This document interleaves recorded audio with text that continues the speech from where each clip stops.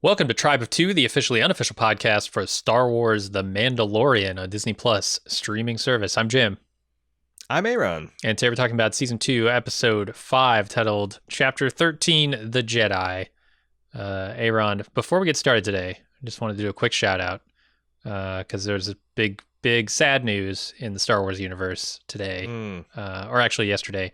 David Prowse, the OG Darth Vader, the guy in the suit, who you never got to see. Literally never got to see. He was just the guy in the suit.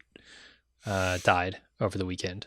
So that's sad. There a couple, like if you hunt up the old non-special editions, you can actually see some of his eyes and Probably. and A New Hope. I think I remember a lot of web pages in the 90s asserting that fact to me. But yeah. You see a little bit of his orbital socket bone sticking out through a glass bubble, you don't get to see him. Yeah. And people are probably thinking, what? They took his helmet off. No. Unfortunately, that's not David Prowse. He was kind of pissed about not being able to portray the helmetless Darth Vader on screen. But yeah, I kind of side with him. But he brought a lot of the physicality. A lot of if you were menaced and found Darth Vader terrifying, is because of his physical stature and imposing nature. Yeah, and his working his ass off on the stunts. So. What a life, what a legend. He accomplished a lot, not just through Star Wars. For sure. Interesting guy.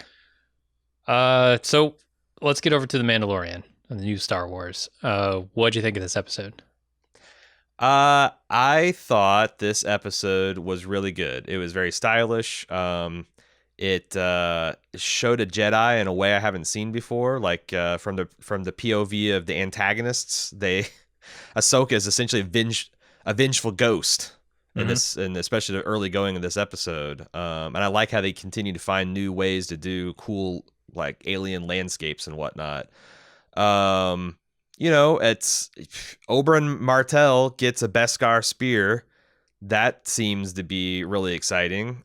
Seeing if Pedro Pascal remembers any of his twirly twirls that he got in previous fantasy experience over on Game of Thrones. Yeah, good. I mean, if Oberyn had a helmet like that, a different story, entirely different story. But I mean, I don't know what you think, but like before I toss the ball over to you, I'm like, the two things that I think are the things that struck me weird in this episode are, one, I didn't expect Beskar to be this strong. Yeah. Like that. Maybe we can talk more about that, and also Baby Yoda's name.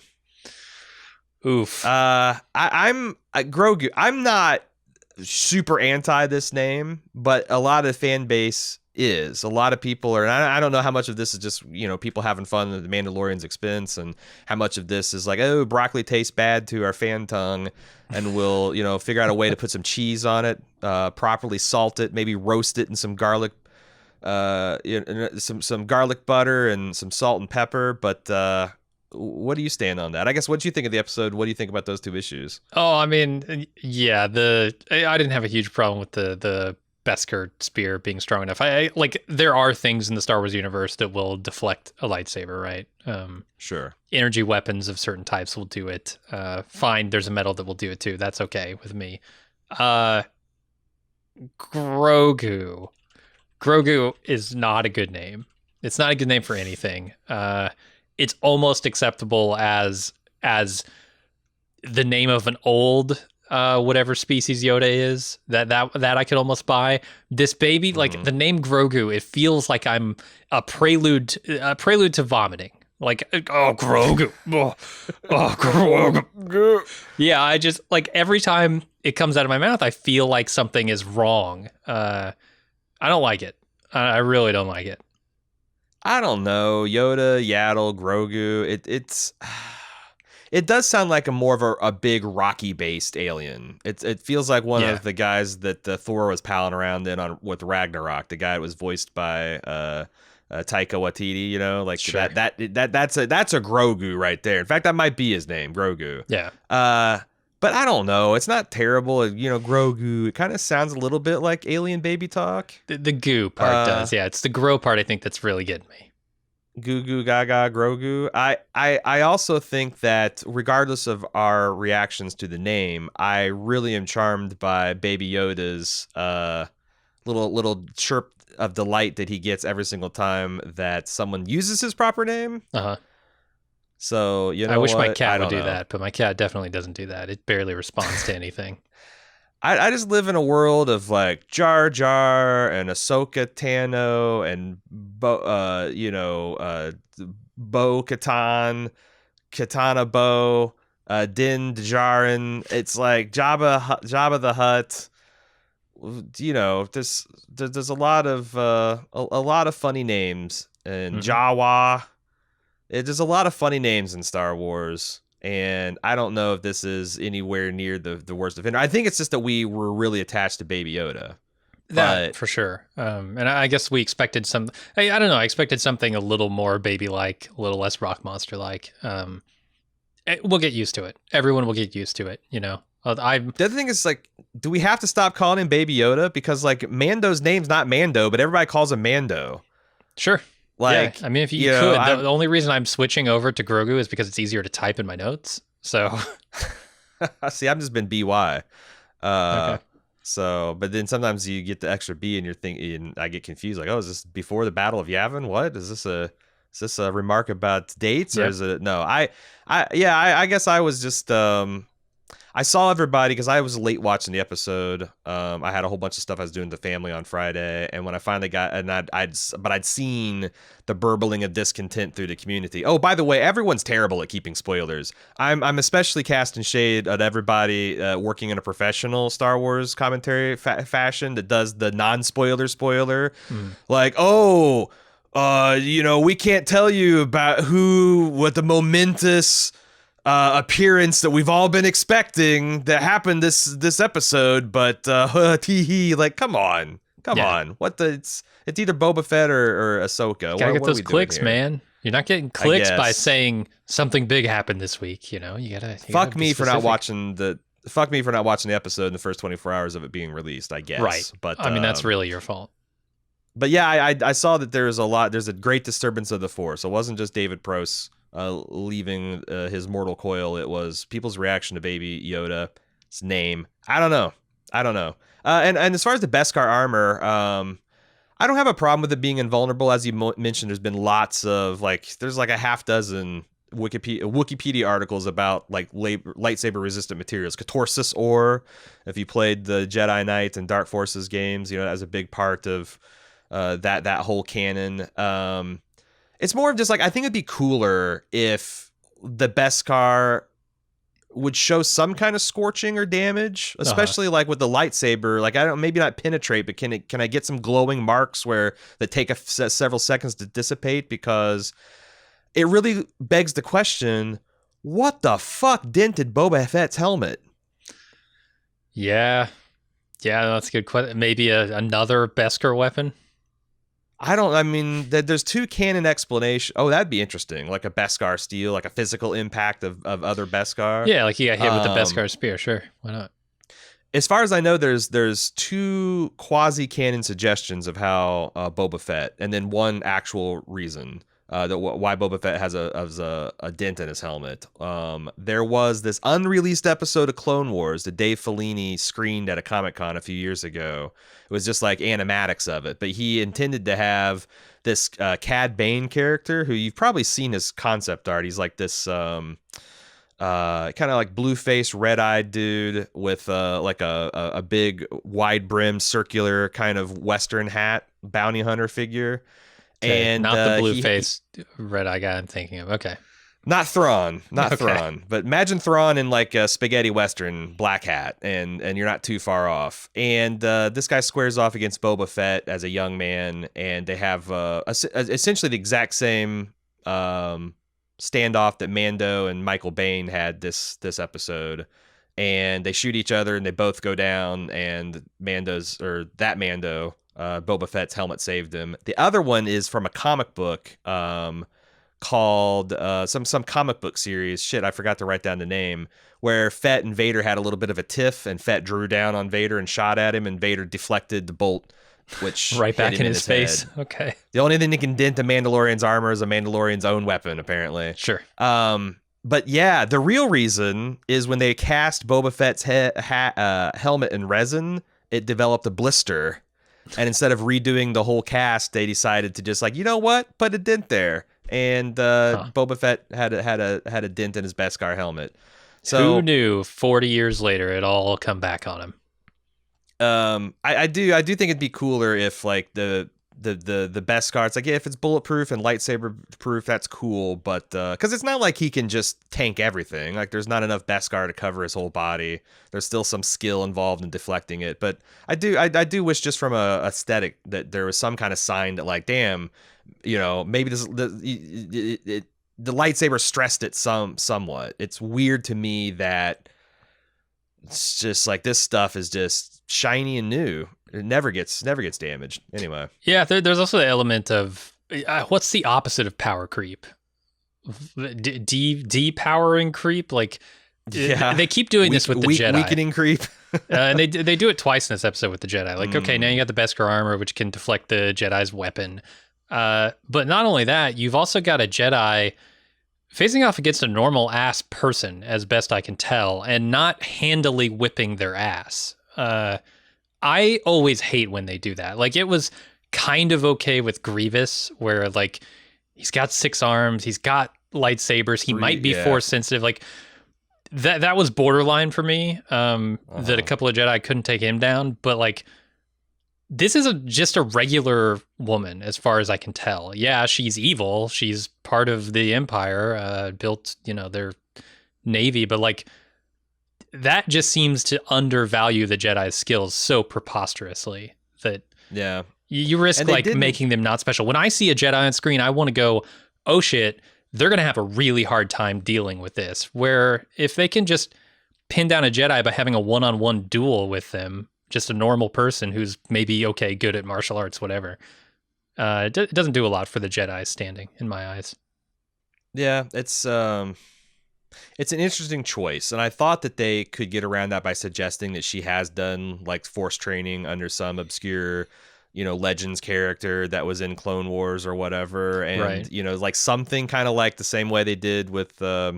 But you're right, Grievous. You know, he's cybernetically enhanced. He's got the 4 arms. He's got the 4 lightsabers. He was trained by a Sith Lord, you know, in the art of lightsaber dueling. Yeah. It is weird. It is weird. The Ahsoka got a little warped in this episode. Yeah, for sure. But for sure. Yeah. But overall, like I think stylistically, this episode is really, really good. Like you said, I love the landscape that they made here. All this burnt out, you know, what used to be a forest. Now it's just covered in like a fog and this funk. It's all destroyed and desolate, except for this one. I guess this one civilization here. Yeah, I wanted to, before we got to the episode proper, talk about this feedback I got from Jeremy. He had this question after the last podcast. He says, I wonder if the show is suffering from too high expectations from fans. Given the episodic nature of the show, it seems like fan theories with a lot of interconnectedness or big character reveals might fall flat or not happen. Is Ahsoka going to be in multiple episodes? Is Boba Fett coming back? It seems like there's a lot of fan favorite characters who are not slated for a lot of screen time, at least in season 2. I think it's clear to me that Disney intends to do with the Mandalorian universe what they did with the Marvel Cinematic Universe. That I would be shocked if we're not see in 2021 an announcement of a Cara Dune New Republic detective or New Republic police, you know, border policewoman, Marshal Cara Dune. In late 2021, we'll see Rosario Dawson's going to be headlining an Ahsoka Tano. They're just going to do all the Clone Wars Rebel stuff, live action. It's going to be lavishly budgeted. It's going to be lightly plotted, and crucially, it's going to interconnect with each other. Like they're going to have a crossover episode, an episode or 2 every season, so that you essentially have to watch Disney Star Wars stuff on Disney Plus all fucking year long. And I think it's brilliant, but it's also something that scares me because I don't know that I want to watch Star Wars all the damn time. No, and if especially I do, I don't know if I want a podcast about it, you know? Yeah, like I don't really want to try and keep up with the lore of a year-round multi-show Star Wars universe, you know? Like it's this show is whatever. It's fine. It's mostly a kid's show. It has some cool action pieces. The Star Wars feel of it is dead on, but like I like Mando because I like the Mandalorians. I don't know anything about Bo-Katan. I'm not a like Star Wars animated series fan. So like all of these new characters like Ahsoka Tano, they didn't do enough with her in this episode to make me care if they try and spin that off. Of course they introduce, the old stuff like Admiral Thrawn, which See, that's how they get you. I know. that kind of gets me. But like Cara Dune, I guess they've done a fair bit with her in this series, and I like her. I don't know if I like her enough to follow her onto her own, version of Justified or whatever in space. Maybe they'd have to have a stellar first episode to really knock my socks off. And that's the thing. Like, I feel like is if you're a Gen Xer or millennial parent that has kids into Star Wars, like, Goldilocks zone between 4 and 14 or whatever, like, this is a fucking golden era of you being able to like cozy up with your kids on Saturday morning and watch like the show that we always dreamed of as kids. But like, I don't know. It's interesting to see if like the hardcore Star Wars fans that are not in that demographic, the dad and mom demographic, will continue to watch like a year-long thing, or if like once the specialness of like, oh my God, look at this excellent Star Wars, it's fun, and it's like, kind of dipping into Western motifs and stuff.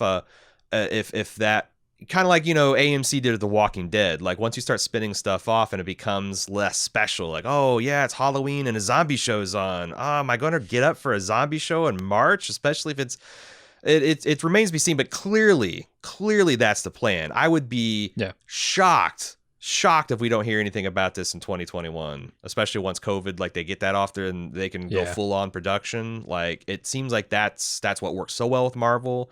And that's another way, because I think Star Wars, the movies, are kind of at a real crossroads, but boy, you can build up a huge amount of momentum if you play this thing, kind of start this low budget, it's this big budget, but low budget compared to movie stuff. And build that into, and then, once a year or every other year, you get a Mandalorian film that kind of caps off like an Avengers style arc for the character. I could see that making a hell of a lot of money and a hell of a lot of sense to the brain trust there. That is the content that Disney Plus needs. I think Disney Plus launched with not a lot of content. Yep. Yeah, much like, an Apple TV or whatever. They didn't have, they have this deep back catalog of movies, but it's nothing compared to what Netflix has, compared to what HBO has, right? Like they have decades of producing television constantly. So like, and Netflix has, just this slate of like, we're going to release 5 shows every week and blow your mind with content. So Disney Plus is kind of lagging behind in that department. And I think, okay, maybe they can't catch something like a Netflix, right, with its production output, or maybe they could eventually, but if they can't do it right now, what they can do is do a lot of, a good amount of very high profile content. And I think they're trying to do that with stuff like, WandaVision and this show. It's a good move for them, and it's kind of a move they have to make soon. Yeah. Especially since, like, we mentioned at the crossroads of the Star Wars franchise theatrically, but you could say the same thing about Avengers, like they're going to try to rebuild the hype from, Doctor Strange, Spider-Man, and the Guardians of the Galaxy, and, go from there. Like, it's not quite Captain America, Iron Man, and Thor, the Hulk. But yeah, I think they can do it, and it seems like Disney Plus is a great base to do that from. But we'll see if they can do it, because there's a lot of excitement about them cranking up the Star Wars floodgates at the beginning of the movie stuff, and that looked like it was going real well at the beginning. But if you get too greedy, and you don't sweat the details, you don't sweat the plot, because like I said, you can. Clearly, people are not expecting fucking Breaking Bad or The Wire from The Mandalorian, but they are expecting love and respect for the world and the characters and the Star Wars feels. And as long as they continue to do that, they'll probably be all right. Yeah. All right, let's get into the episode. We start with the cold open. Speaking of Breaking Bad, a Jedi fights a bunch of troopers. I don't know what to call these guys, because Yes, I think they're Imperial based on their uniforms and based on what we find out about the Magistrate later, but I don't know what faction of Imperials we're dealing with here. But they're in a burned out forest, seemingly, and a couple of them are waiting for her to be killed. The Jedi here kills her way up to where the Imperials are, and when they tell her that people will suffer because of what she's doing, she says, "Okay, fine. You got 1 day to surrender, or you'll face the consequences." It's funny because, when I heard a forest world, I'm thinking, oh, we're going to go to Endor. But it's interesting because this is like a Japanese feudal castle planet. Yeah. That's environment consists of nothing but World War I era no man's land. Yeah. Like that's exactly, but yet somehow when the magistrate fell, there was instantly blue skies at the end. I like how, she was putting out a World War I crater filled with toxic sludge air. Like everybody's wearing gas masks and shit, and you just you get her out of the way, and blue skies ahead. Yeah, she had a funk. But this was a really neat way to film a Jedi. Like I said, from the point of view of the antagonist, like Ahsoka is this vengeful ghost. She disappears into mist, and she reappears and vivisects you with these terrifying blades of light, and just works her way methodically. Really like that tree trunk bisection combination force pull. Like she's really really powerful. Yeah, but like. It is interesting that she mows through like a dozen guys and then gets to the big bad and says, all right, you got 1 day to reconsider your evil ways. Like, did she come up to each one of these guys like the day before and whisper, I'm going to come through and kill your boss tomorrow. Call in sick. So she's like, these guys, she just assumed these guys were all in because like these guys, none of these working stiffs got the 1 day to reconsider your evil ways speech. No, damn these Jedi. They got one blade if they were lucky.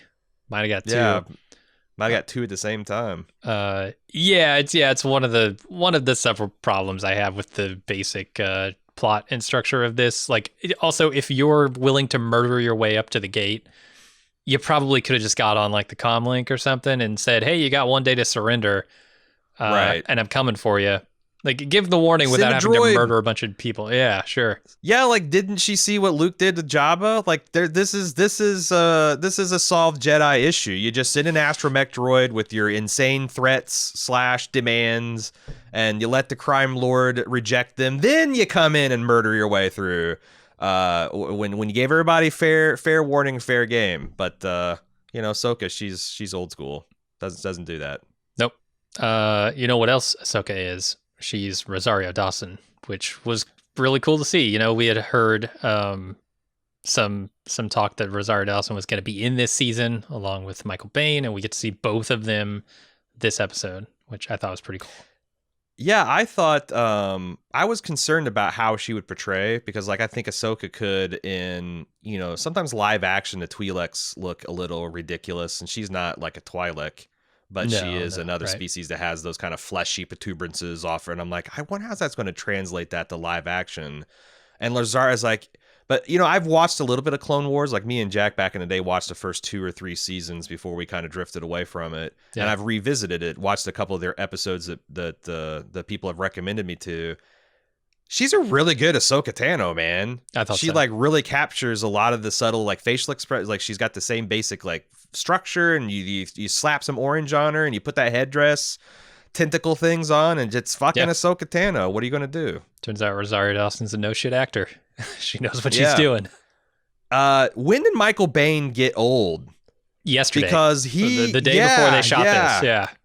They throw the Imperial flak jacket on him, and he just like gained 20 years, because I felt like I saw him in something a year or two ago, and I'm like, yeah, because that's kind of like how I measure my own mortality stick, is like, how badass how old is Michael Biehn? Yeah, exactly. It's like I remember this guy kicking ass in Terminator when I was like 8 years old. If he can still be a badass, so can I. It's the clock's ticking. The clock's ticking now, because I definitely wouldn't want to tussle with this guy.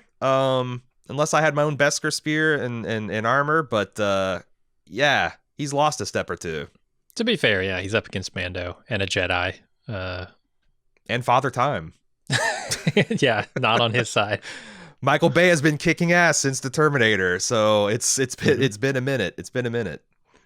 All right, so then we go back to our main story here, where Mando arrives at Corvus, and I'm still calling him Baby Yoda at this point. Baby Yoda wants to play with Mando's knob, and uses the Force to try to take it. They land, and Mando takes the knob from Baby Yoda, stuffs it in his pocket, and they head into town. Super cool. Cute. Like, obviously, Baby Yoda, every time he's on screen, is amazing. And he's really got something for that stick shift, man. He likes the shiny ball. You know, I had it shiny ball. I had it written down as gear shift knob, and I realized there's what is this? I don't even know what this controls. I just call it a knob now because I think it's funnier. That's the American graffiti blood running through Star Wars veins. For sure. Like the hot rod, yeah. You're like, the fuzzy dice on the Millennium Falcon's rear view mirror. Like that's you're always going to have stick shifts and things like that. It's some weird blend of 50s hot rod and World War II fighter technology always. Oh yeah, I mean the fact that it breaks down all the time, like that's all like that DIY, tuner kind of stuff. Yeah, you got this thing on the bleeding edge of performance, which means you're going to be wrenching on it twice as much as you drive it. In a world building note, we talked a little bit in previous episodes about the WPMs, the Wikipedia articles per minute. I really love the big lumbering, like AT-AT walker looking things in the background that are just wandering this blasted hellscape, eating tree trunks. Yeah, dude. It reminds me of like Westworld, where they're they got these roaming excavators that are just turning, like tilling mountainsides, right? Yeah, and I'm thinking like, so like, that's interesting. Like, is this some kind of like thing the Empire is bred to eat raw wood for planets like this? Because there's no way this thing's evolved to eat tree trunks when presumably leaves are available. As I just thought, and plus they're like sounding kind of pissed about it, like they're not happy to be eating the raw trees, but they're doing it anyway. Yeah, I thought it was a really cool detail, and they're just all in the background, so they're just massive, but you can kind of barely see them in the fog. It's really cool. So then Mando walks up to the gates, where that same Imperial dude, whose name is Lang, is guarding the gates. That's Michael Biehn. He asks if Mando is part of the guild when he realizes he's a bounty hunter, after admiring his armor, and then lets him inside. Pretty standard oppressed town, Yeah, he's terrified, roaming around trying to find a lead, and people are just like not talking to him. They're too terrified scared citizens not meeting his gaze and avoiding his questions. I did like, we talk about how this is so MMO, and him just straight up addressing someone as a vendor. Hey, you vendor. That's kind of Mando's thing. I love it. Yeah, I need to talk to you, and I either need gear or information. Are you able to provide me with either? Perhaps a game of Sabak. Citizens being electro-gibbeted on some kind of cyber gallows. It's all really painting a picture of oppression here. Yeah, and it helps to villainize the magistrate even before we find out about her background, right? Because obviously, like, they start with the Jedi being after her, which right away is a bad sign. You don't want anybody, unless they have a red lightsaber, you don't want any Force sensitive being coming after you if you're a good guy. So obviously bad people here. And then they've got people they're torturing, I assume for talking to other random people who came into this backwoods nowhere town. I don't know what they could have been tortured for pleasure, maybe. We got this guy talking to the last Mandalorian that came through here, right? Mr. Fett. Now look at him. Yeah, they don't illuminate much of that, but he's Mando's approached by guards and taken to the magistrate via that road, where people are begging for his help, and he's kind of indifferent to it, mostly. So the magistrate asks Mando to kill the Jedi that threatened her in the cold open of this episode. In return, she offers him a pure Beskar spear. He agrees, and they point him in the direction of the Jedi. He's actually careful not to agree. Yeah. And Ahsoka kind of... I think there's an implicit agreement here. Yeah, he's definitely walking the line, but he's not verbally accepted the contract. And Ahsoka does the same judo move to him later on, and he'll be completely unaware of the irony. But yeah, you give Pedro Pascal, whether it's him in the armor or not, you give him a give him a spear, and the Lord of the Rings, the remnants, the smoking remains of the Game of Thrones fanboy that lies within me stirred. It's I wasn't expecting it, like, but also like, is he going to be carrying that? Because he's already got the one long ass trident disintegrator rifle. Yeah, Is he going to be like crisscrossed? He's going to be running around like the Witcher with two of those things sticking out of his back. Yeah, like sure, I think that'd be cool. I really love, like, speaking of cute Baby Yoda moments, he's eyeing whatever's in this pond. I'm assuming it's koi, but it's probably not. It's probably some Star Wars animal. But as soon as he sees something moving in the water, he's thinking, that looks tasty. Oh yeah. So Mando heads out across the desolate landscape in search of the Jedi. And when he arrives at the coordinates they gave him, he's ambushed by the Jedi, who turns out to be Ahsoka Tano. She sees Baby Yoda and decides that she wants to talk. And this is where we find out that Beskar can deflect the lightsaber, some of its magical properties. Like I said, I was, along with other, I think, Star Wars fans, kind of shocked at how effective it was against lightsabers. Because, like, so before it was called Beskar, this was known as Mandalorian iron, the alloy that they made their things, and they talked about it could distract and deflect strong turbo laser blasts and other blaster shots, and could even, like the lore said, could even deflect a lightsaber blade. But this, it seems like it's completely immune. There's no red, there's no scoring, there's no this Beskar shit is just phenomenal. I thought, like, I read somewhere that someone is trying to explain that it's in some kind of ablative material, which means part of it vaporizes sacrificially to save the person. But like, there's never any scenes of the Mandalorian like buffing out pits and shining it all up. It's just completely impervious. So shocking, but we'll see. Yeah, and there seems to be a lot of it in Imperial hands. I don't know that we've seen anybody else have it other than the factions of the Imperials that are left. So I do wonder how much, because I was reading in some of the lore that apparently there was a super weapon constructed out of it, which implies, like, of course, I don't know, there's all kinds of super weapons in Star Wars. Like, maybe it was something like the size of a toaster that could make a sun go supernova or whatever. But like, yeah, like if and the other thing about the lore that I've been trying to unravel is like, is the material itself rare, or is it the alloy process? Kind of like going back to Game of Thrones, they had the Valerian steel. It's not a mystical material. It's a way of alloying and smithing it that makes it so damn good. So there's the implication that like Beskar is not necessarily rare, or the material it's made out of. It's just the way it's alloyed and worked that becomes rare. So yeah, gotta forge it in a jet engine, like you do down in the sewers of whatever town he lives in. So Mando watches as Baby Yoda and Ahsoka communicate in silence, and eventually he talks to them, finding out that Baby Yoda is named Grogu, and he was raised in the Jedi Temple until the Empire came to power, at which time he was hidden. Sounds real fucking familiar to me. Mando asks Ahsoka to help Grogu, and she says she'll test his powers in the morning.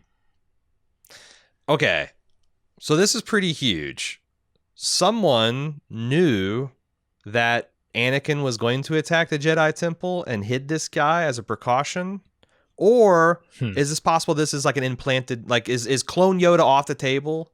Or is it possible that this guy is actually reliving recovered memories from like when Yoda was a baby? 900 years ago? And he was being trained at the temple? And I don't know, because like the Mandalorian doesn't think deeply about these questions, but like whenever I'm like, wow, someone knew about the assassin, but like let the other you didn't sneak away all the younglings, you could only save the one. This is the most important one. Why was he the most important one? It answers a lot of questions. I'm not even sure if the Mandalorian knows it raised. And it doesn't need to answer any questions that it raises either. So it's able to just sort of let this stuff, as long as it doesn't conflict with what we already know, which I have some questions about that, especially in this scene. But then they don't necessarily have to even consider them, right? It's not a And then flaw like that they don't. right, because when his memory then grew dark, that is a cloak that covers a lot of Yeah. shit, man. That implies that his memories are unreliable, it's faulty, they've been tampered with. You know, that can mean a lot of stuff. And in fact, I wouldn't be surprised if Filoni and Favreau don't know what it means. Yeah, Like yeah. it's just something they've got an idea of it, but like that's that's our punt to season 3. Those questions. Mhm. Because I don't think that this means any of the theories are off the table, because Star Wars has tons of memory conditioning and ways you can tamper with people's memory and force alter shit and all. There's tons of ways to explain it in the canon and quasi canon legend stuff that I don't think anything's off the table. This is new information. A couple of points here. So I think they did exactly what I was talking about, the them having the opportunity to do with Baby Yoda in this episode, which is they can fill in a lot of gaps on specific, call him Grogu stuff, and give us more information about his backstory without necessarily revealing anything more about the species. And they did exactly that in this episode. The other thing they did, which, I don't know how tongue-in-cheek this was when we were talking about it, but they got to Ahsoka Tano way before they got to Boba Fett, right? We haven't even sniffed a hint of Boba Fett since he showed up in one episode. The first episode, second episode of the season? I don't know. Long time ago. So yeah, obviously we were wrong about that. It was a little tongue-in-cheek, but also I kind of expected them to go there first.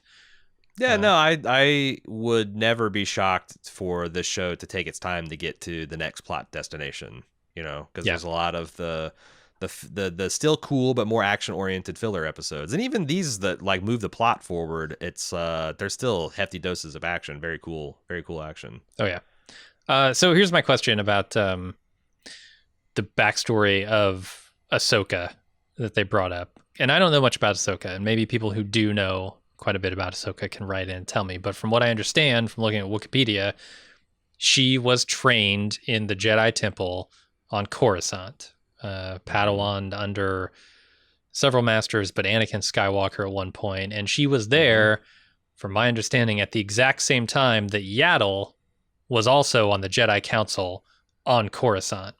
And she says in this scene that she's only ever known one type of being like Grogu, which to my mind has to be false. Has to be.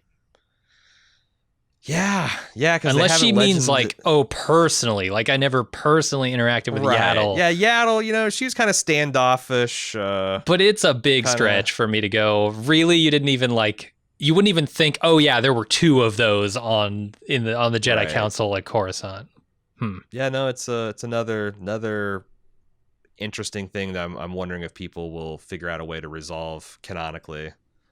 Because maybe Yaddle. Did we ever see her in Attack of the Clones? Because it's entirely possible that Ahsoka had been very small child during the Attack of the Clone era, especially the Phantom Menace era. She might not even been born, because Anakin's quite a bit older than her. Not quite a bit, several years older. So like there's maybe that like Yaddle was off fighting the wars or something, and but she Padawaned under Anakin Skywalker. There's like no way that, and Anakin Skywalker turns into Darth Vader like immediately at the end of the Clone Wars. So she had to be Padawaning, like she's in the Clone Wars show, right? So yeah. That's what I'm saying. Like, could she's they, a main character. She off on the outer rim, the Yaddle out on the outer rim, not doing stuff in Maine. I don't know. It's weird. But then she wouldn't know Yoda either, right? Like, I don't know. It seems mutually exclusive. Like, if you know Yoda, you know Yaddle. But okay. It's like, so is Yoda the chairman of the Jedi Council? Is that kind of like, he's like the widely the leader? I think so. So like if you're gonna know one Jedi master as a Jedi apprentice, you'd know Yoda, but would you know every master? Especially since there's a lot more masters than the ones that sit on the council. I guess sure. No, you'd probably know everyone in the Jedi Council. You have to go before them, right, to even start your training. So yeah, sure. Yeah. Probably. I would think so. But Anyway, okay, the next morning, Ahsoka tries to play Jedi catch with Grogu, but he's not having it. And she senses that he's reluctant to use his powers out of fear. Um, and Ahsoka gets Mando to help with the test, and he offers to play catch with the knob, and it works. And Ahsoka sees that he's formed an attachment to Mando and decides, you know what, that's a good reason for me not to train him because fear or something. Leads to anger, anger leads to hate, hate leads to suffering. I've seen the prequels. So Mando offers to help her take down the magistrate if she agrees to train Grogu. Sorry. Ahsoka tells Mando about the magistrate's past, and they form a plan. So this strikes me as like, speaking of Anakin, Grogu is supposed to be an Anakin analog in some ways, or at least that's the threat here, right? That like, seeing sort of the attachment that he had to his mother, and when she died, like leading him down that dark path. It seems like Ahsoka is worried that baby Grogu here is going to follow in similar form. Yeah, I mean, the fall of Anakin Skywalker shook the confidence of better Jedi than Ahsoka. Like, Kenobi, Yoda himself. Mm-hmm. There are a lot of people like it made him rethink, like, good God, what are we even doing? And like Ahsoka, who, as far as I can understand from my memory of the plot and like watching the last few episodes, like Ahsoka, late Clone Wars Ahsoka was very disillusioned with the Jedi and they're involved in their, military kind of activism. They were getting their ass kicked. Yeah. And just like the Jedi, like some of the hypocrisy of, because like the Jedi Council is the type of people like, you've heard of the trolley problem where it's like someone's like, you gotta switch, you can throw it, and if you sit it on one track it kills one person, you sit it down the other track it kills five. Like a Jedi Knight's the type of guy that would fight to that switch through 100 bad guys and then realize, I can't, the switch must throw itself. I can't possibly get involved with the natural. It's like, weird hypocritical prime directive shit that she really felt like got in the way of what was the moral and ethical choice and got really disillusioned. And then the fall of Anakin, her old master must have been the cherry on that shit sundae. So yeah, it's cool that she's kind of like essentially Kyle Katarn. And there's interesting more about her white lightsabers, because I don't remember I've ever seen a white lightsaber. And there's a whole novel talking about, because she was in the Clone Wars and she came back for the Rebels series and she had white lightsabers, and they wrote a novel where they explained kind of like what she did in the meantime. And turns out that like, and I don't know how much of this is still canon because this falls under the legend stuff, but the fact, she's in this with the white sabers, that, like the Jedi had all kinds of different lightsabers, but red was exclusively like the Sith, because apparently using dark side powers corrupts the crystals within and like stains them this red color. And Ahsoka lost her lightsaber. She buried them when she went into hiding because she's trying to pretend not to be a Jedi, but she needed lightsaber, when she kind of reactivated herself and these Sith started hunting down the remnants of the Jedi. She tracked one down, killed him, and took the crystals to remake her own lightsabers. And she had to do a forced purification process to reuse these Sith crystals and bleach them white. Nice. Which is kind of like, again, they're mood rings, Jedi, right? Yeah, she's not, her mood's no longer Jedi or general, but neither Sith. She's very, very Kyle Katarn from the Dark Knight, the Dark Forces series. She's a gray type of Jedi, a neutral, force neutral. That's cool. Yeah, I like everything they're doing with that sort of, backstory and like the future of Grogu and the potential and the fear, it's good stuff. And she's afraid too. What does that mean? She's afraid to teach him, huh? Yeah, I mean, afraid in that way that all Jedi are afraid to teach new students, right? Like, it seems like every Jedi, they take on a student, they're like, oh my God, I'm going to fuck this up so bad. No, that's I'm true. going to turn him into the next Darth Vader, the next Emperor. Yeah, it's like if you taunt a Jedi, it's like, oh, you're afraid to teach this guy? Oh, wasn't that going to lead to fate? And they'd throw back the only Sith deal in absolutes. Bullshit. They got a Jedi scripture for everything. Oh yeah. Something I'm less thrilled with is this, she's got a problem that only Mando can solve, but then the cold open just totally nullifies that. Like, you don't need Mando's help. You fought your way up to the gates. You were within feet of the magistrate. You could have leapt up there with your force powers and chopped their head off. I don't know that like Mando adds anything to this equation. And I actually was starting to think, because, again, I've recently watched the Clone Wars, and I'm like, these are not long odds by Ahsoka Tano standards at all. A couple dozen dudes and droids and a woman with a stiff spear, no. Yeah. But like when Mando was saying this, she kind of has a sly smile on her face, Mm-hmm. as if like, no, she doesn't need the help, but this might save a couple, like if it was just her, a couple of these civilians might get killed, and he can help out. And also, this is part of the path, like because she does the same thing to him that he did to the magistrate. She never verbally agrees to any of these terms. He's like, hey, if you do this, I'll help you, and she's just very neutral. So yeah, I don't know. She's got her own path she needs to walk. And I think it's more of, at the end of the episode, her realizing that baby, fucking Grogu, the brand new squeezable yogurt pouch. Mm-hmm. He needs this father figure, and it'll be traumatic if they're separated at this point, to both of them, Yeah. And it's kind of like, yeah, she's going to let the trolley pull its own lever. But I was losing my mind when she first agreed to this, because I'm like, are you fucking kidding me that like helping free a few tortured people in this town of nothing is worth potentially creating a new Darth Vader? I'm like, you're going to train this baby to get help chopping somebody's head off? You're insane. And then they reveal that, she's not actually going to help train the kid. So I came back down off of that, but man, I was losing my mind during that scene. Yeah, but you're going to risk a dark Yoda for a small village. But also, she's trying to track down Admiral Thrawn, so that's a high value target. I don't know. And again, like, if she's really concerned about a dark Yoda situation, why give him the breadcrumb that might lead you to other Jedis, maybe less scrupulous Jedis? Yeah, like, if she just wants his powers to fade, then tell him nothing. Yeah, what's that mad clone Joris Seaboth? Yeah. He's out there. What if he heeds the call? Actually, that'd be fucking interesting. A lunatic Jedi. And I think like it's still like 5 years before. This is still a few years before the Timothy Zahn trilogy, right? That's like 10 years after the Battle of Yavin. Yeah, so according to Wikipedia, this the Heir to the Empire, which is the first appearance canonically of it's non-canonically, whatever. It's the first time Grand Admiral Thrawn was invented, and Joris Seaboth, or however you pronounce it. That was 9 years after Battle of Yavin, so we're still about 3 years.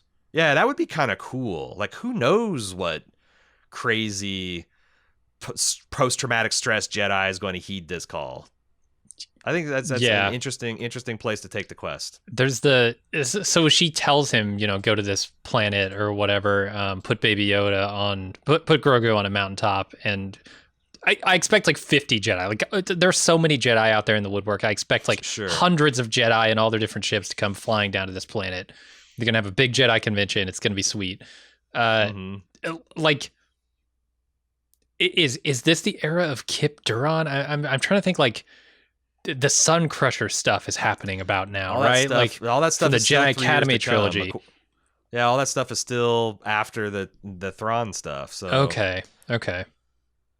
Because I'm thinking, like, we could see people from this, this EU that is not quite canon, but could be remade into canon showing up. Yeah, sure. And all that stuff is legends now, so they can remix it as they can take, leave, and do all kind of. They can twist it. I kind of. A lot of people hate the legends things. I just think it's neat because it's not true. It's just a legend. Legends sometimes have basis of truth and a lot of basis of truth. They're about literal real people, but it's like maybe all the details are wrong. Maybe they're all 100% right. It's taken into a Warhammer kind of 40K where like everything's true, or everything's canon, but not necessarily everything's true. Yeah. Which I think is a cool place for a fandom to be at. It allows people to have arguments that are not just like, yeah, if you see the visual dictionary of 2012, you can see, it's like, oh, well, fuck your visual dictionary because that's just a legend. I don't know. Yeah, she didn't know Yaddle. It's just a legend. Fuck you. Yeah, a legend of Yaddle. I don't think they've legended the actual films, that's the thing that's really weird about the Yaddle. But... If there is a film they should legend, it's Attack of the Clones. Just legend that thing. Get it the fuck out of here. Oh, God. Another vein bulges on George Lucas's neck. We can remake they- Attack of the Clones, right? The There's nothing prequels have stopping become them. Star Wars legends now. Yeah, do it. We're gonna let Do it, Disney. I dare We're gonna you. let Fellini have a Filoni. Yeah, Gonna let him have a crack at the remaking the prequels. why not? Special editions, George. You like those, right? Just Loves waiting. them. We're waiting for George to die and his corpse to get 5 years, like some contractual obligations to pass, and they're just going to they're gonna remake all that stuff. I'm sure.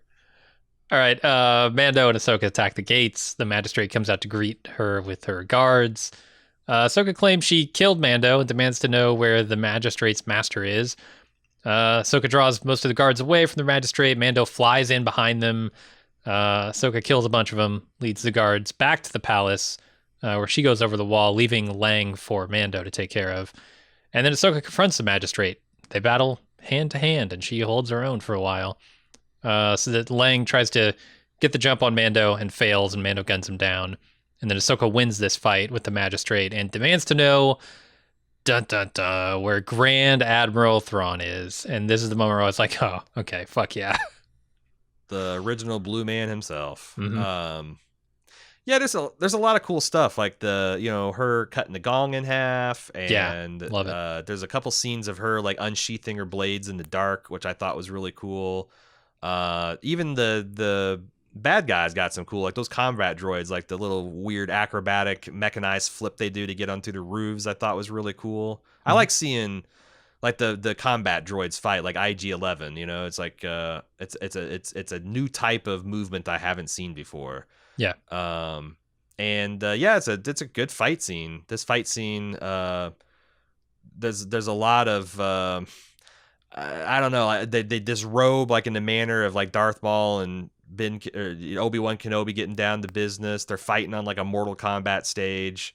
Mm-hmm. There's a little bit of Kill Bill in here with the bride squaring off against Lucy Liu. But it's a really well done stunt scene. Mm-hmm. I like Michael Bay trying to outsmart the Mandalorian and the Mandalorian being too quick for it. Mm-hmm. It's good. It's all honestly really good, except for, like I said, I don't know how the magistrate holds her own. This should have been a 5-second long fight if it's an unaugmented human. It should have with been. No precognition. I don't care if you've got a Beskar Death Star. It's not going to help you at that range. Push her up against a wall, and you've got the fight scene done. Yeah, force push her, force pull the Beskar spear out of her hand. Then what's she going to do? Freeze the Beskar spear in space? Rip hunks out. There's all kinds of things you can do against a non-Jedi. Use some of your force premonition shit, like use force speed, like all kinds of stuff.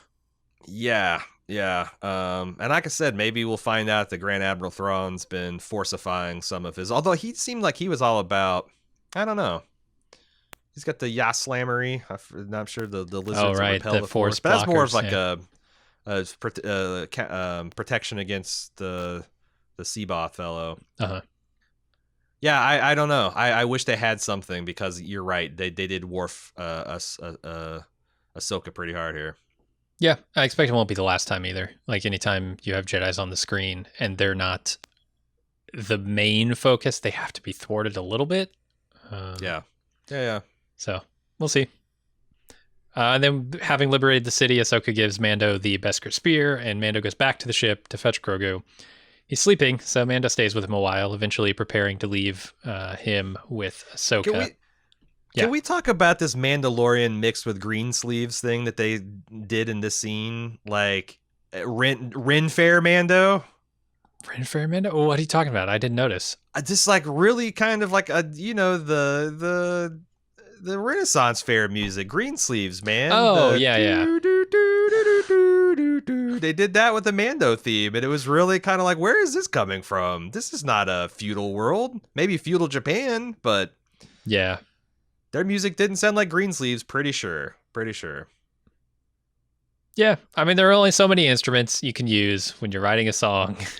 And they've used a bunch of them already, so why not? Do we have to remix the Mandalorian theme for every single time. planet and occasion? Yes. Oh, man, that's going to get weird. It's going to get weird, man. Yeah. Honestly, elevator music, Mando, for the elevator world. I feel like they missed an opportunity with the estuary planet a couple episodes ago, where they could have done like water music. Like what is it? A theme What with like is water? bubbles popping and waves splashing and like shit like Oh that, man. right? Yeah, water music, Some sure. new age Mando water music. I'm down. Glug Estuary glug. estuary rock.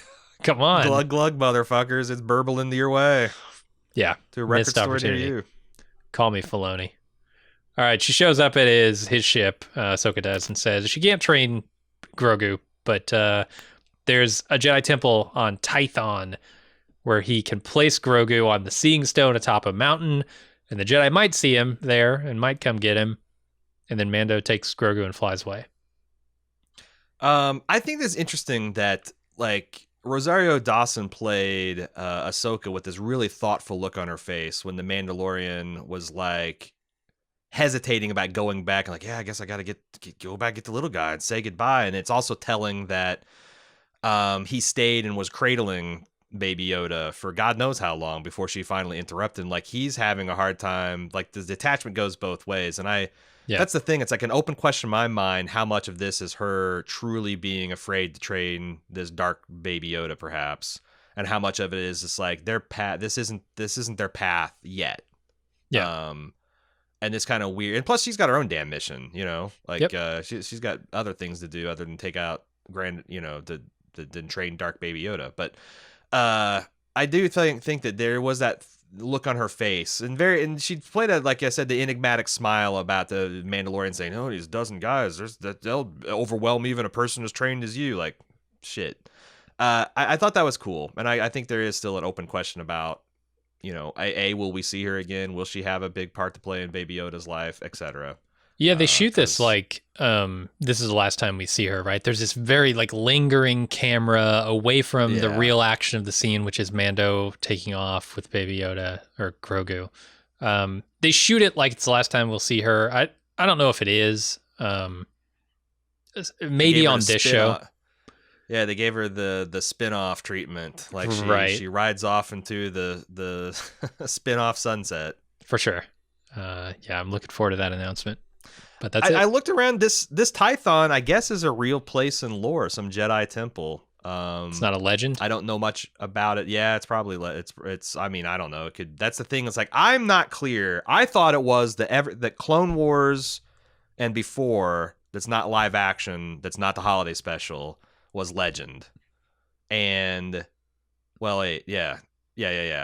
But the Rebels and Forward was canon. Which means Ahsoka is canon because she was in both. But I don't know. Like I read an article where they said that they asserted the Clone Wars themselves were also considered canon material.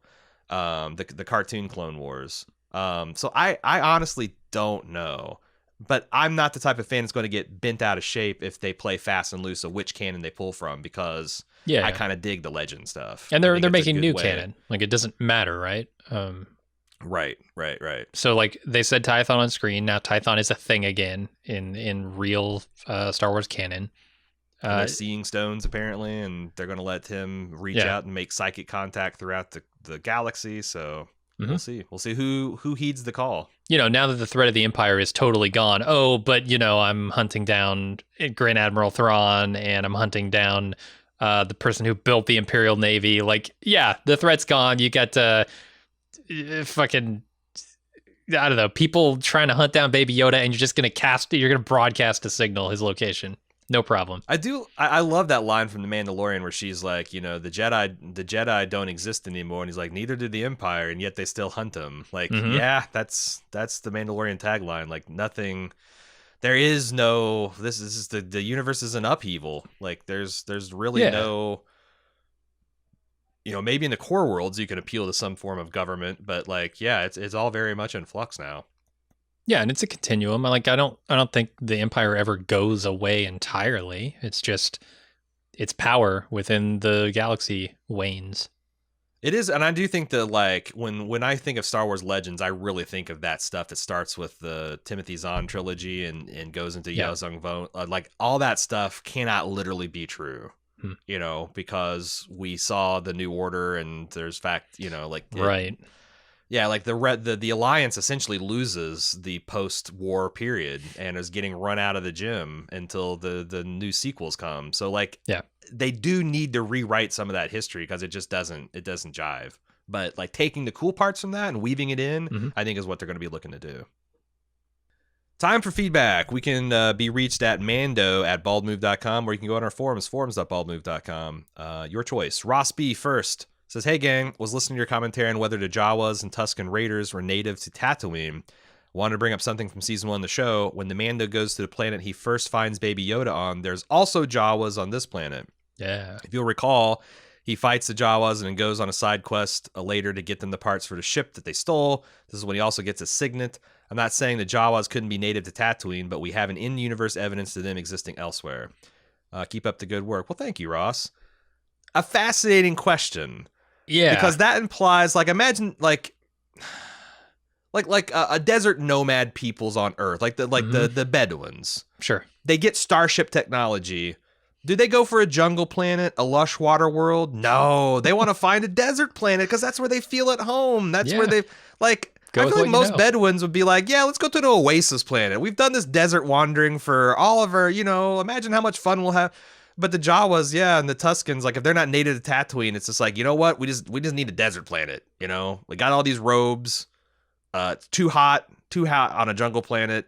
I mean, not warm enough on an ice planet. We just gotta find a desert planet. That's the Goldilocks zone for us. It's funny. It could be funny. It could also be really fucking dark. So the Star Wars canon definitely has slavery in it. The Leia is, sex slave to Jabba. Anakin's mom was a slave to fucking Watto. Right. I could see the Jawas being sort of transported to other desert planets as like, oh Jesus, some kind of slave labor. Like that's how it's like the Wookiees, like they're so cosmopolitan because the Empire used them for slave labor. Right. Interesting. Like if we've got a desert outpost, let's move some Jawas out there to start scavenging and reclaiming stuff. Yeah, it could be really freaking dark, man. I don't know, but you're right. You're absolutely right. There's no like indication that it's necessarily Tatooine is their homeworld, I guess, or that they're indigenous to Tatooine. Scott W. wrote in and says, hey, it's me, the mythical person who actually loves the midichlorians as a concept. Oh, no. When I was younger, I fell in line with the typical prequels are garbage line of thinking, but at some point I decided to investigate what went wrong with them. He parenthetically mentions the secret history of Star Wars by Michael Kaminsky as the best source he found for this information. Through reading through George Lucas's statements, I came to appreciate how bold his vision was, especially when compared to the milquetoast choices of two of the three of the sequel films. The point of the midichlorians was never to devalue the Force. It was a warning of what can happen when the relentless drive of technological progress overpowers spirituality. In fact, it's based on a real-world concept, the Higgs boson particle, aka the God particle. In the prequels, the Jedi lived in literal ivory towers. They have stagnated in their opulence. Basing their beliefs around midichlorian counts was the ultimate sign of how disconnected they'd become and how vulnerable they were to someone like Sidious. What do you think about that? I don't think that's reflected in Yoda, who is sort of the ringleader of the Jedi Council. He always struck me as a guy who very much adhered to the spiritual side of the Force. But even then, the best of because is he the leader because he's got the highest midichlorian counts? That's kind of fucked up. I think George is brilliant at world building and coming up with stuff like this. It's just no one should have ever let him around dialogue or actors. For sure. That's the thing. It's like also when you read George's statements, like he's also a very like I don't know that I fully buy all of his Campbellian bullshit.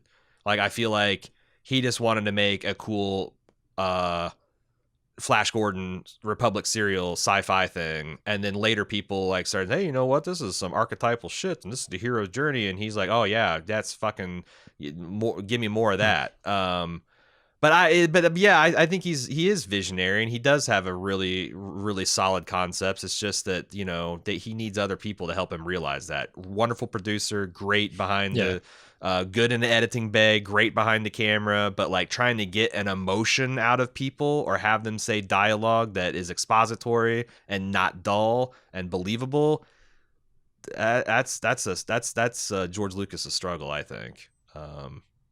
Yeah, I don't think there's anything necessarily wrong with the concept itself. It's just that those movies are so fucking bad. And I know you think they're visionary, but they're fucking awful movies. That it just destroys any kind of respect you could have for the concepts within them, just because of how bad they are. It's like, it's always rough. It's always rough when an artist needs some think pieces and books and stuff to like fully realize their artistic vision. You know, right. If it was easy to grasp off the screen, then you know, you wouldn't necessarily. Maybe that stuff would enhance your appreciation already, but like, yeah. So I think George should have gotten some of his director friends. And some of his people he's collaborated with screen, and he shouldn't have tried to do the whole thing himself. But hey, it's his right, it's his creation, it's his baby, and he's clearly happy with it, and he's got $2 billion in the bank. So who am I to say? Damn, he spent a lot.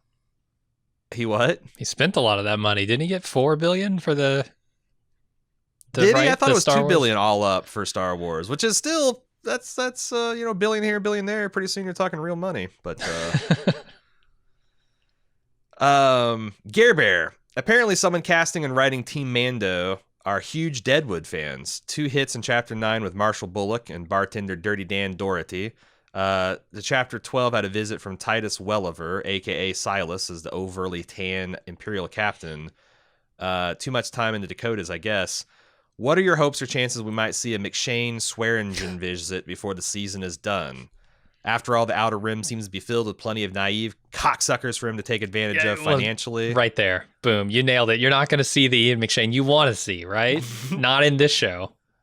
Ahsoka, the Corks Tano, is going to square off against, and he'll just be like, Ahsoka, the Corks, the Cork Ahsoka. I don't know. I tried to make it happen. I think Ian McShane would fit this universe like a hand in glove. But it's going to be the PG version of Ian McShane. He's not going to be soaking corks. He's not going to be, you know, talking about whores and whatnot. He's going to be, but like a corrupt administrator of some imperial outpost, a magistrate of some kind of like, leering, drunken. Just hard ass. Yeah, I could totally see him in that. And as long as the Deadwood cast keep wanting to sign up, Jim, like we talk about this Jim Beaver, like it would make a good like mercenary, smuggler, backwater town governor. Like there's a lot of colorful characters that you could slot into Star Wars for sure. Anyway. Stephen O says, on this Friday's Mando podcast, you mentioned because of the Thanksgiving holiday, the upcoming wedding anniversaries, the Mandalorian podcasts are going to be falling on a Monday for the last 2 weeks. Have you considered shifting your coverage to something more like you did for Game of Thrones? For example, you could release an instant take shortly on Friday after the episode airs, and following up another supplemental update on Monday after trolling through the Wikipedia and forums and Reddits and whatnot. What do you think about this suggestion? What do you think about it, Jim? No, I can't do it. I can't do 2 podcasts on what effectively amounts to a kid's show, a kid's action show. Like, I get that you want us to do like more research, and that could warrant like a Monday release, and it has afforded a little opportunity to do a little more research this week, and it probably will next week as well. But I just don't know what the upside here is. Like, we'd have to switch our schedule mid season. And for what? Like, I feel like the value for us is probably going to be in having it out there for people to listen to immediately. As opposed to trying to be some experts on Star Wars, which we're clearly not. Like, we have knowledge from, 20 years ago of Star Wars and a little bit from the last 20 years, but like, I don't know. Like, it's a case of like not knowing what I don't know. Not being able to research as effectively as some people because I just don't know what to research. Right. outside of what they explicitly put into the episode. Yeah, and I'm like I said, I'm curious about some of the stuff, and I'm happy to look into it, like I did this particular episode. But yeah, I kind of agree. Like I like the feel of this as just kind of like two kind of Gen Xer / older millennials who were huge Star Wars fans and kind of like gone off the path, left the way, aren't following the creed anymore. But we've been brought back, and we just like talking about Star Wars in context of what we know, because I don't know, like the Rebels and Clone Wars. It's too bad. It's too bad they did the Legends, because like I'm a fucking expert in everything that happened from 1977 till 2001 era Star Wars. Right. But that's like so like I got some of the deep lore of Thrawn already under my belt. I have to go read those fucking novels. I got them down locked, baby. Mm-hmm. But yeah, I don't know. That's just the feel. And the thing is that even with the Monday release, there's already so many like YouTube stuff and people that are like that, just kind of like they don't talk about the art of the show and like the character development. It's more of just like Easter egg, reference, Wikipedia art, Wikipedia. It's like fucking watch that. We'll be here talking about how we feel about the characters and the plot. And there are a lot of people just like us, right? There are so many, Gen Xers, late millennials that are just like, look, I stopped following Star Wars 20 years ago when the prequels came out. Because guess what? That killed a lot of enthusiasm for Star Wars. And they came back and they watched one good movie and they were like, cool, maybe I'll get back into Star Wars. They watched the second movie and they said, no, thanks. So like there are a bunch of people who are just like us, who are like excited for this type of content. And I think I'm fine with that. Yeah, and we'll see. Like I said, it's rough. I mean, it's not something we haven't thought ourselves. Like, hey, maybe Monday would give us a little bit of this or that and all. But if you can't be the most accurate Wikipedia readings or a podcast, you might as well try to be among the first. So yeah, since nobody has. That's the other thing. None of these bastards have screeners, so we pretty much are. Like, there's very few people to beat us out the door with the pods as it is. If like Disney started giving screeners, then like that might not be true. But anyway, appreciate the suggestion. We might take it under advisory in future seasons, but I appreciate your suggestions. Vincent L., thanks for covering another show that I watch. I'm a bit worried that once the Mando and Fargo wrap up, there's nothing left for you guys to cover. Hopefully you guys have already something planned that I don't know about yet. Season 5 of The Expanse, my friend. Yeah. If you like science fiction, holy shit. Get yourself, and you've got Amazon Prime. Have I got a series for you? You think Clone Wars is good? You think Rebels is good? Holy moly! Step into The Expanse. We are very excited about that. That starts December 16th. We're gonna be doing watch parties the weekend that they release and watching all of them live with their fans over at twitch.tv/baldmove. That's gonna be the late winter, I guess midwinter content. I honestly have no idea what's gonna happen next year. We have to see the schedules, and I know a lot of stuff got pushed back. There's the stuff I'm excited about, like Foundation series on Apple TV that looks pretty good. There's a bunch of really cool science fiction that's still coming. Best way to keep up with it is subscribe to Bald Move Pulp, Bald Move Prestige, and Bald Move on Twitter, because that's where we talk about the upcoming stuff. But yeah, if you subscribe to Pulp and Prestige, you'll automatically get everything. He also says, I just want to write in to point out that the cookies Baby Yoda stole while in class had to have been macaron. How do you pronounce the fart? It's not macaroons. It's macarons. Yeah. Macarons. Which is my, sure. That's my American pronunciation of a French word. So. Just a few weeks removed from Nurse Mayflower baking macarons for Dr. Harvard is quite the connection. Hopefully these weren't poisoned, though Baby Yoda did puke at the end. Holy shit. Mayflower on the Star Wars canon confirmed. No, not a legend.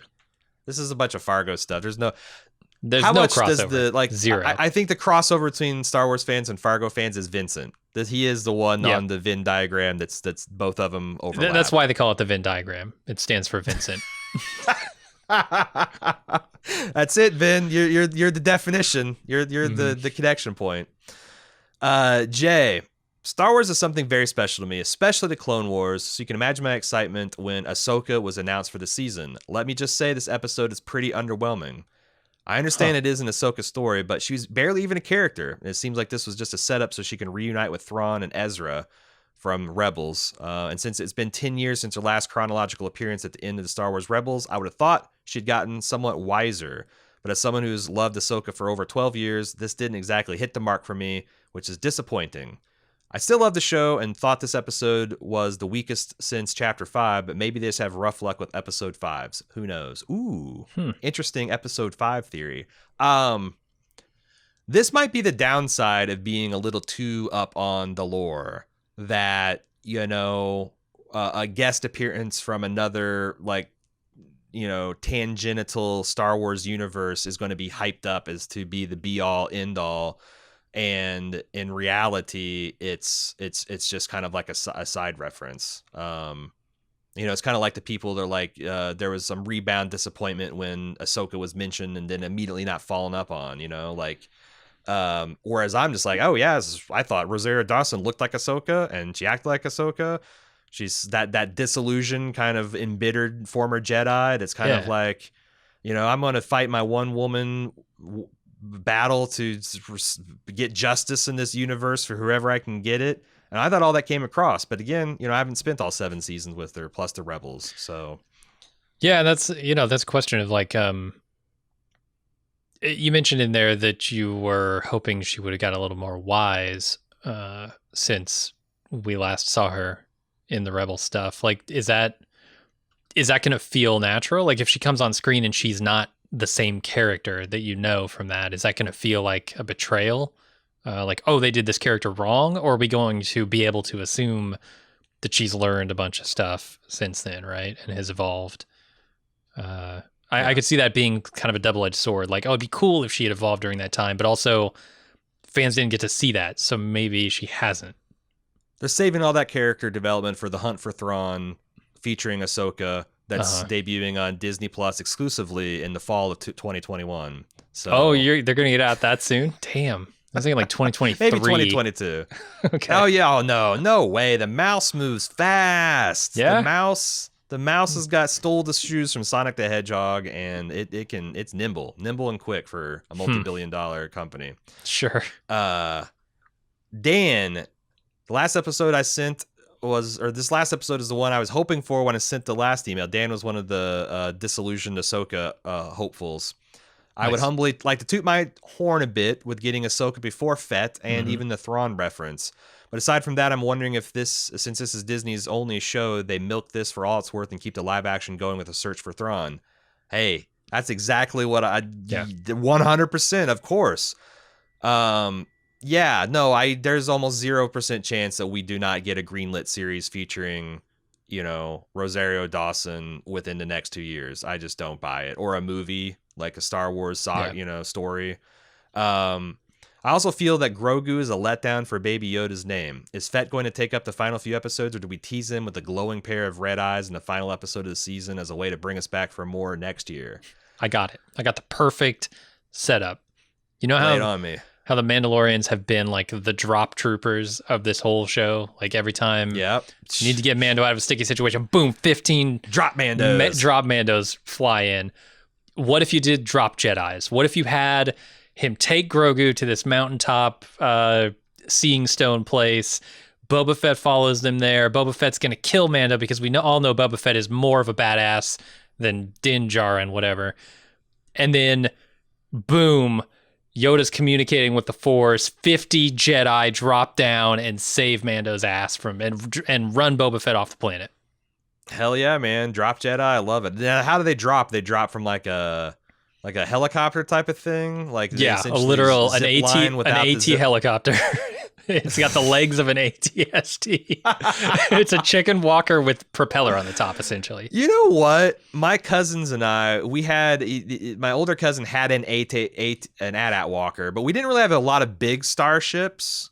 And a lot of times we would fold up the AT-AT walker's legs so that their big feet pointed backwards like for smoke. And we pretended like the AT-AT could transform into starship mode and drive around. And that I'm thinking like an AT-AT walker with its legs straight up in the air and its like claws extended and there's blades and it's a rotating quadcopter. I can see it, man.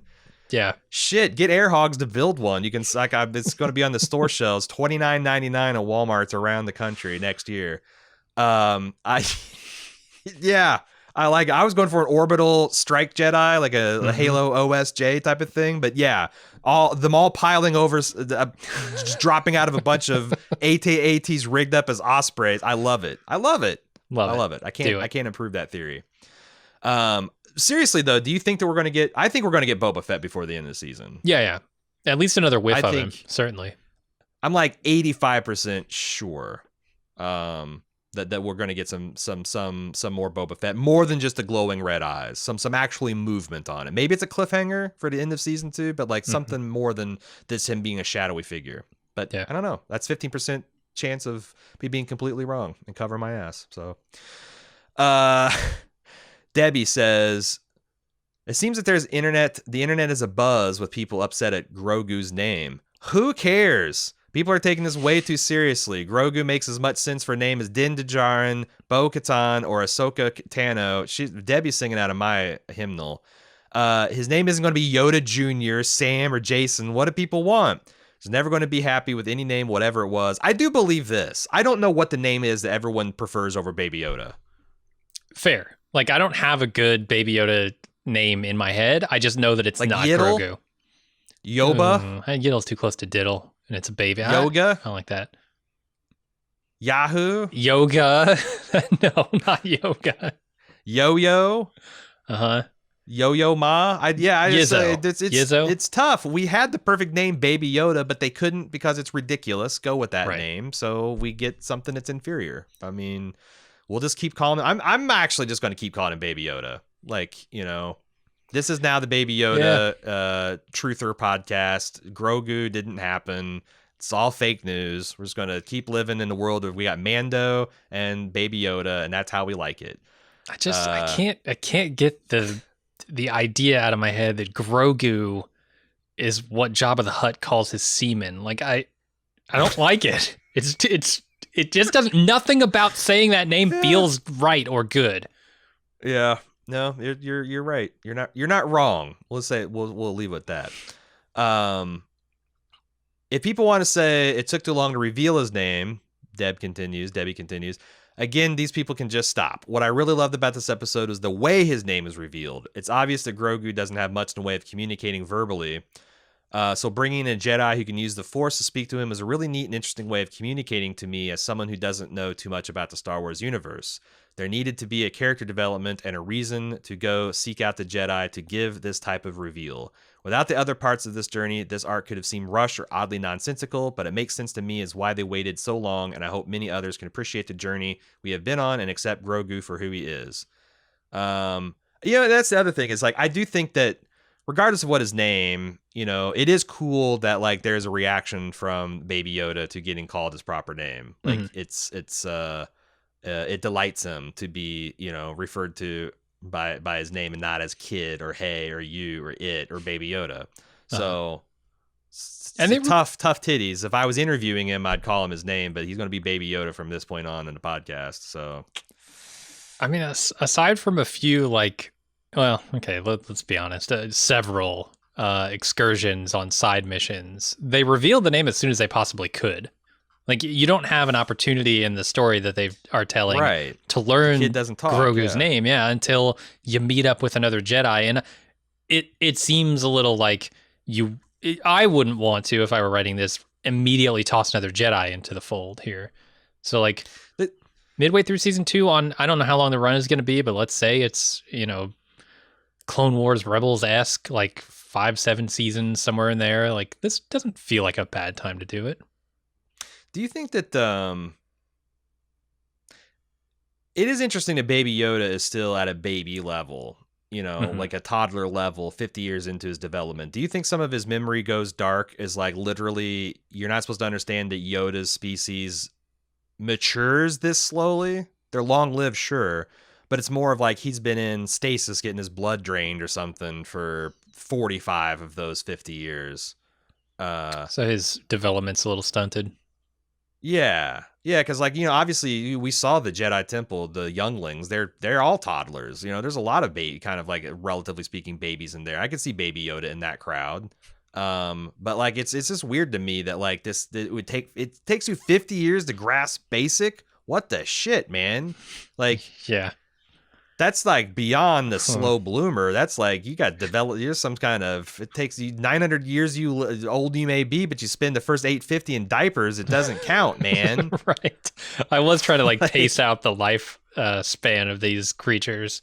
Yeah, because he's still. yeah. It's not even that he hasn't mentally developed. It's also that he hasn't physically developed past a baby for 50 years. Right, so right. like he's still tiny compared to Yoda, and he's apparently not going to change appearance much. He's just going to get bigger. Mm-hmm. But man, he's only got 850 years to do it. And Yoda was an exceptionally old member of his species, right? So that's what it seems like. You don't, that's a weird, if he's like middle-aged, when they 900 years old, is a weird flex, Right. So yeah, I assume like maybe he just shoots up. Maybe this is like ultra hormone, ultra puberty, or like one day Baby Yoda looks like Baby Yoda, the next day he's the size of regular Yoda. HGH, it's huge Grogu hormone they're going to inject him. God. Yeah, they inject him with that Grogu, and he grows real fast. Yeah, he's going to get swole. Going to get Master Swolda. Anyway, Debbie with the hammer says, I guess I could be biased as someone with the legal first name of Debbie, constantly getting grouped in with the Deborahs and Deborahs of the world has left me a bit of perspective with people and their names, especially seeing how much Grogu lit up with joy when Mando said his name. See, doesn't everyone watch The Mandalorian to see Baby Yoda smile? Hard to argue with you, Debbie. True. Hard to argue with you there. Thomas Wiseau once again comes back with, just want to drop a little new canon update on Admiral Thrawn, name-checked by Ahsoka in this episode. Of course, in the previous, now legendary continuity, Grand Admiral Thrawn was one of the highest-ranking officials to survive Endor. He rallied the forces of the Empire to present a fairly significant challenge to the New Republic and our main trio of heroes, Luke, Han, and Leia, before being assassinated by his own shadow guard at Leia's behest. It was so artfully done, though. So artfully done. He had a unique methodology when it came to strategy and often tied his psychology of enemies to their species' art. He's also one of the very few non-humans to rise in Palpatine's empire. In the new continuity, Thrawn instead crosses paths with Palpatine much earlier and is active pre-A New Hope. I thought he was active pre-A New Hope before. He was just out on the outer, Palpatine sent him in the outer rim, like an extra galactic expedition. They kind of like get the one non-human out of his inner circle so to get the heat off of him, but still keep him kind of close. Am I insane? Did I forget all? Did I get Jorah Kaboth and I've gone insane? I don't remember. He's largely unchanged character-wise from the old EU. His fleet crosses paths with the Rebels gang, who by this point has joined up with Ahsoka. At the end, the Rebels, Thrawn and the main character Ezra Bridger, a Padawan the same age as Luke, are sent out into unknown space in a last-ditch effort aided by hyperspace traveling space whales. Okay, this is still the extra galactic. I feel like the canon has not changed as much, perhaps, as we might be led to believe. Ahsoka and Sabine Wren, a Mandalorian, are shown searching for them in the finale of Rebels. I couldn't be more excited about the return of Thrawn. He's easily my favorite EU character, possibly simply my favorite Star Wars character. Here's hoping we see more of the blue-skinned bastard. We will, whether it's this show or the next. I think I agree. I think it's got to be Kyle Katarn or Admiral Thrawn as my favorite kind of EU Legends character. I really loved Thrawn. It was really cool to see him in the old TIE Fighter game. He was in the, if I recall right, he was in the introduction or maybe he was in the expansion. But yeah. I thought he's a cool dude. Like he's like a Bond villain in the Star Wars universe, and that's really cool. So he's also not like evil, like he's not like he's a good effective leader. He's not going to strangle you for disobedience, right? If you just make a mistake, it's stupid. He can punish you for stupidity, sure, but like making mistakes, not so much. His evil is grander, as is his title. He's very lawful evil. I just mean the scale of his evil is grander. I see. It's like the uniform itself. Yeah. Finally, Dave in Vermont, longtime club member and excited gift exchange participant. This is jabbed on Twitter and all the And Twitch and all yeah, the places. sure. Twitch, yeah. Hmm. Something caught my eye in this last episode. A guard on the wall with a handheld scanner tracking Mando's ship as they were landing on Corvus. This was such a Star Wars moment I wanted to call out. The guard on Corvus calls directly to several scenes of rebel soldiers on Yavin 4 doing similar in the previous movies. Yeah. To me, this points to the attention to detail that Filoni and Favreau are bringing to the show and the franchise as a whole. I can't help but think that the Double Fs are serious about rehabilitating the entire franchise with this show as a catalyst. That's kind of like the theory we're rounding into in this podcast. And also the Double Fs, interesting. Mm-hmm. It kind of implies larger failure, but maybe it's opposite world and the Double Fs are going to be A pluses. Doing this on TV is really smart. The scripts are written so that new and casual fans can engage and enjoy. Also, the scripts have a level of depth that super fans can totally groove on. That is interesting because you're right. Like, there's something for everyone. If you like cute baby things, there's Baby Yoda. If you like badass bounty hunters, there's the Mando. If you like pretty boys, there's the Marshal. If you like pretty girls, there's Ahsoka and Cara Dune. Like, it is almost designed to wrap parents up in their children's that stuff, like it's really a cross-generational piece of family entertainment. Yeah, Disney in a nutshell, right? Yeah, this is essentially, he's making the same MCU point that we were talking about. And who's better than a fan's fan to do this? Unlike the Double Ds, the Fs are well-versed and experienced in creating content for this world, and my money is on them taking this as a significant step in rehabbing and eventually taking over the entire franchise. Although, to be fair to the Double Ds, this would be similar as if George Lucas was writing the Star Wars movies, and then he stopped halfway through Return of the Jedi, and they had to figure out the sequels on their own, which kind of feels like what actually happened, to be honest. Like, shit, let's just finish this thing by committee and just hand off between directors and fumble the ball a couple times. Like, it's but yeah, and then if all the Double Fs had to go on was like 2.5 movies, and like a couple of if all of the expanded universe wasn't there to kind of pillage for cool ideas and concepts and stuff, it's a lot harder. Like, what they were doing is a lot harder. They're still bastards. And if they had promised, like, we'll have it done by the time you get there. We're writing and then we're producing, and by the time you guys even need to deal with this, it won't be a problem anymore. So get to work. And then 5-6 years later, they realize, oh shit, you haven't written a word. You haven't done a damn thing. Now we have to make all this up. We didn't sign up for this. Yeah, because I do think the Double Ds are big fans of George Martin's work. It's just George Martin stopped doing it. So yeah. Anyway, I think we can all agree we dodged a bullet. Them getting their grubby mitts, getting their grubby mitts off of Star Wars. That was a real dodged bullet. And honestly, it feels like this has been good for Star Wars. Like, canceling all these planned trilogies. Getting rid, go back to basics, get the Star Wars fans involved, rebuild the empire, right the sinking ship, and then once you have this like renewed small screen enthusiasm, relaunch, with the movies and probably take over the world. Who knows? It's a hard. Mando. Oh, I'm sorry. I was gonna say that's a hard decision to make too if you're Disney, because those movies made billions of dollars. It's not like the Star Wars movies are a failure financially. It's just that they could have ridden that into the ground and they could have continued to do it, and eventually enthusiasm would have been killed. But instead, they saw the writing on the wall. They went back and they're trying to right that ship, like you said. And I have some respect for just the decision making required to do that. I bet DC Warner Brothers wish they had some kind of proving ground that had a huge subscriber base, just because of their Disney vault. The Warner Brothers had a vault that they could exclusively, they wish they had something like this that they could go and kind of retool and then relaunch.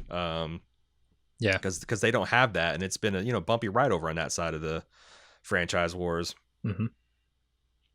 Anyway, that'll do it for the Mando this week. Again, next week I have my 4th wedding anniversary, so we're going to be out of we're going to be out of commission. We're going to be celebrating that instead of watching The Mandalorian, believe it or not. So we'll have another installment of The Mandalorian. It'll come out Monday. Then we'll be back to a regular Friday release schedule through the holiday season. and beyond. So we'll be back to Fridays after that. But yeah, look for us on Monday next week. Send in your feedback to mando@baldmove.com. And we will see you next week. Next Monday. Until then, I'm Aaron. And I'm Jim. I'll see you.